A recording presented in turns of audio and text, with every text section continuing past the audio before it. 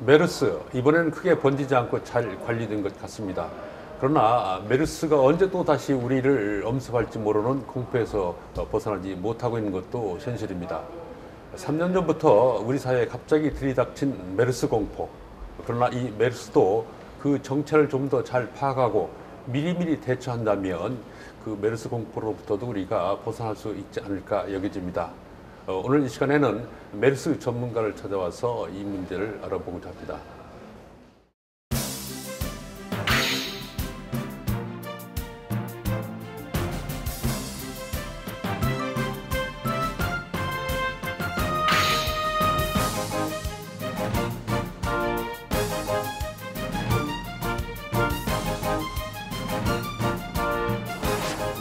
안녕하세요. 반갑습니다. 한 3년 전인가요? 메르스 사태가 나서 온 나라가 떠들었고, 그래서 또 이제 그 메르스에 대해서 여러 가지 예방책도 나오고 그랬었는데, 이번에 메르스가 딱 뚫렸어요. 이게 질병 관리를 잘못한 건가요? 아니면은 메르스 발생 자체는 불가항력적인 일인가요? 네, 뭐 우리가 통상적으로 언론 보도에서 이제 제목이 예. 뭐 방역막 뚫려 뭐 이렇게 예, 예. 표현되지 않습니까? 예. 근데 이제 이 감염병이라는 것은 뭐 눈에 보이지 않는 바이러스나 세균과의 전쟁이란 말이죠. 그렇기 때문에 여행객이라든지 뭐 예. 이런 그 경로를 통해서 얼마든지 이제 유입이 될 수가 있습니다. 그러니까 이번 경우에도 이제 쿠웨이트에서 이제 그 사업을 하시던 분이 네. 귀국하면서 메르스로 이제 확진 판정을 받은 경우인데요. 네. 우리가 뭐 그거를 일단 막기 위해서는 검역을 열심히 하긴 합니다만 증상이 없는 상황에서 입국하는 경우에는 사실상 그 질병을 미리 완벽하게 예방한다는 것은 불가능한 일이죠. 근데 메르스 하면 상당히 치사율도 높고 그래서 네. 증상도 많이 나타나는 거 아니냐 이런 생각이 드는데 증상이나 무슨 그 치사율, 치유율 같은 건 어떻게 네. 되나요? 그동안의 이 통계를 보게 되면은 한 많게는 40% 정도까지의 이 치명률을 보이는 것으로 알려져 있습니다. 상당히 위험한 병이네요. 예, 그렇죠. 근데 이제 이 치명률이라는 것은 이제 확진된 환자가 분모고요. 네. 그리고 이제 이 사망한 사람이 이제 분자가 되죠. 네. 네. 근데 이제 확진 판정을 받지 않은 사람들이 또 많이 있습니다. 네. 그렇기 때문에 치명률이 높다고 그래서 꼭 이 병에 걸리면은 다 그 정도로 사망한다라는 것을 의미하는 것은 아닙니다. 네. 그런데 통상적으로 알려진 바로는 그 메르스의 특효, 우리가 치료약은 아직까지 없다 이런 얘기가 있는데 그 치료약이 아직 개발되지 않은 상태인 건가요? 아니면은 어느 정도 개발된 상태에서 이렇게 치료율이 높아진 건가요? 우리가 이제 2009년도에 신종플루라는 질병을 경험을 했었는데 예. 그때만 하더라도 이제 그 항바이러스제 해가지고 타미프루라는 약이 있었죠. 네. 또 그리고 또 그때만 또 이 백신 우리가 보통 겨울철 그 독감이 유행하게 되면은 그 인플루엔자 예방 주사를 맞지 않습니까? 그렇죠. 그런 것처럼 이제 이런 인플루엔자의 경우에는 그 치료제나 백신이 이제 개발이 돼서 환자에게 적용이 가능한데 반해서 이 메르스라는 질병은 아직까지 이 치료제라든지 백신이 지금 개발되고 있지 않은 상황입니다. 또 이 질병 자체가 이제 중동이라는 일부 지역에서만 발생을 하고 또 환자 발생 규모가 그렇게 크지 않다 보니까 이 제약회사라든지 또는 국가적인 그런 연구기관에서 이 질병을 위한 치료제나 백신 개발에 투자가 좀 빈약한 것이 사실이죠. 네. 그러나 이제 또 대증요법이라고 그래서 네. 환자가 가지고 있는 증상, 예를 들어서 뭐 발열이라든지 또는 호흡곤란이라든지 뭐 근육통 뭐 이런 경우에 맞는 또 치료제를 의료진들이 이제 환자의 증상별로 이제 적용을 하면은 또 치료를 하는데 또 큰 어려움은 없습니다. 네. 그러면은 그 예방 치료약은 없지만 네. 발병이 되면 그 케이스 바이 케이스로 이렇게 치료할 수 있는 여러 가지 수단은 있다 이런 말씀인가요? 그럼요. 네네. 그런데도 불구하고 치명률이 높다는 이유는 뭡니까? 우리 2015년대 한국에서도 이 메르스가 확산이 되면서 많은 사망자가 발생을 했는데 예.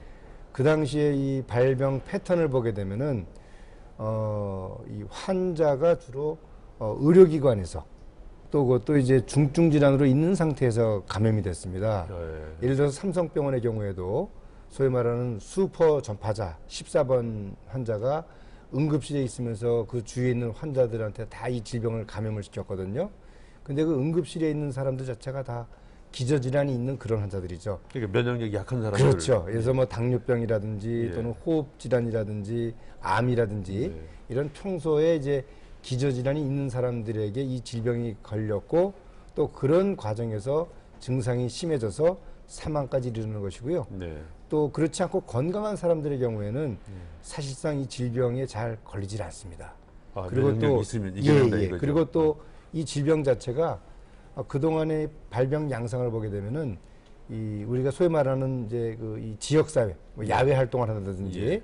그런 야외에서의 어떤 저 이 환자와 접촉을 했다 하더라도 감염의 발생 가능성이 대단히 낮습니다. 그럼 반면에 어디서 감염이 주로 됩니까? 병원에서 발생이 됩니다. 병원에서요? 네, 그 중동 지역에서도 첫 환자가 이 혈액 투석실에서 대량 발생을 했고요. 네. 우리나라의 경우에도 최초 환자가 입원했던 그 평택성모병원 네. 그리고 또 삼성병원 그런 데서 이제 그 같은 병실 또 같은 진료 공간에 있었던 환자들을 중심으로 해서 이 질병이 감염이 됐고요.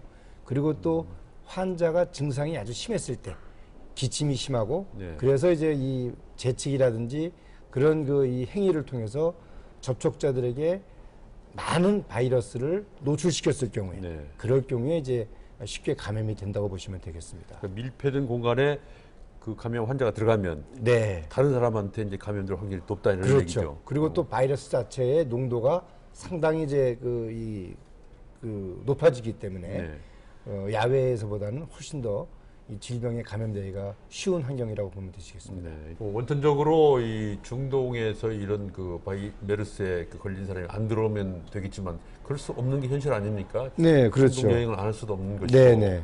그렇다면은 우리가 그럼 어떻게 이걸 대체해야 될지 이제 이 부분이 상당히 중요한 것 같아요. 네. 그럼 중동 여행을 하더라도 거기서 어떻게 조심을 해야 될 건지 네. 이런 부분에 대해서 좀 팁을 좀 주시죠. 네.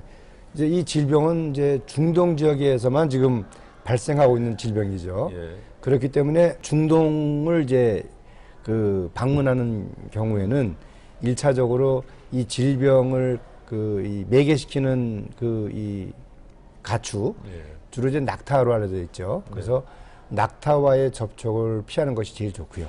또 거기 가면 관광객들 낙타도 한번 타보려고 그럴 거 아닙니까? 물론 뭐 그런 욕심은 들겠지만 예. 또 이 메르스라는 질병을 생각해서는 예. 그런 위험한 행동을 자제하는 것이 좋겠습니다. 그래서 낙타와의 접촉을 피하고 예. 또 낙타유, 그러니까 우리가 이제 우유, 그러면 낙타유를 또 이렇게 그 섭식하는 것도 좀 피해야 될 것 같고요. 예. 그리고 또 이 질병이 주로 이제 병원에서 감염이 되기 때문에 꼭 그 이 치료 목적으로 중동 지역에서 병원을 방문하는 것 이외에 의료기관 방문은 자제하는 것이 좋겠고요. 그러니까 중동 지역에서의 병원은 방문하는 걸 좀 자제하라. 그러니까 정말 꼭 치료가 필요한 경우가 아니라면은 병원을 방문하는 것은 자제하는 것이 좋겠습니다. 네. 네. 그리고 이제 또 중동 지역에서의 이런 저 비즈니스가 다 종료된 이후에 입국을 하지 않습니까? 예. 그러면 그 입국을 한 이후에 이 메르스라는 질병의 잠복기가 최대 14일입니다. 네. 그러니까 최대 14일까지 발열 증상이라든지 네.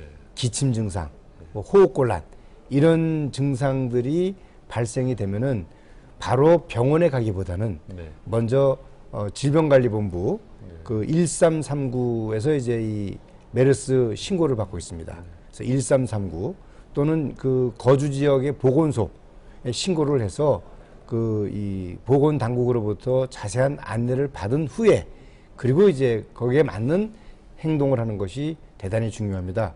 그냥 무작정 병원에 먼저 가게 되면은 혹시라도 또 병원에서 다른 또 환자와의 접촉을 하면서 정말 메르스에 감염된 사람이 또 새로운 또 메르스를 또 유행 확산시킬 가능성이 있기 때문에 그런 부분에 주의를 해주시는 것이 대단히 중요하다 보시면 되겠습니다. 중요한 포인트네요. 중동 지역에 갔다 온 분들이 귀국에서 14일 이내에 발열 증상이 나타나면 병원에 가지 말고 그렇습니다. 질병관리본부에 가라.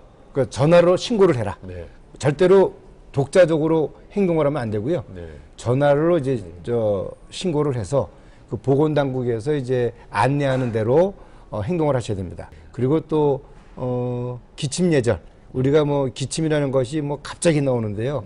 그러다 보면은 이제 뭐 손으로 막는다든지 뭐 그냥 기침을 하는 경우가 있어요.